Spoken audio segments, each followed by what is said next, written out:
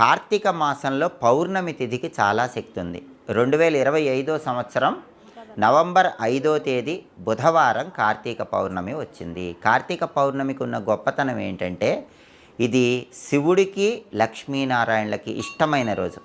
అందరూ కార్తీక పౌర్ణమి అంటే శివుడికి ఇష్టమైన రోజు అనుకుంటారు, కానీ కార్తీక పౌర్ణమి లక్ష్మీనారాయణలకు కూడా ఇష్టమైన రోజు. దానికి కారణం ఏంటంటే, కార్తీక పౌర్ణమి రోజు సరిగ్గా ఉదయం 10 గంటలకి వైకుంఠంలో ఉన్న లక్ష్మీనారాయణలు భూలోకానికి వచ్చి భూలోకంలో వాళ్ళ శక్తిని ప్రతి రావి చెట్టు మీద ఉంచుతారు. అది కార్తీక పౌర్ణమికి ఉన్న ప్రత్యేకత. అందుకే ఎవరైనా సరే కార్తీక పౌర్ణమి రోజు సరిగ్గా ఉదయం 10 గంటలకి మీకు దగ్గరలో ఎక్కడ రావి చెట్టు ఉంటే ఆ రావి చెట్టు దగ్గరికి వెళ్ళిపోండి. ఆ రావి చెట్టు పైన లక్ష్మీనారాయణల శక్తి తిష్ట వేసుకొని ఉంటుంది.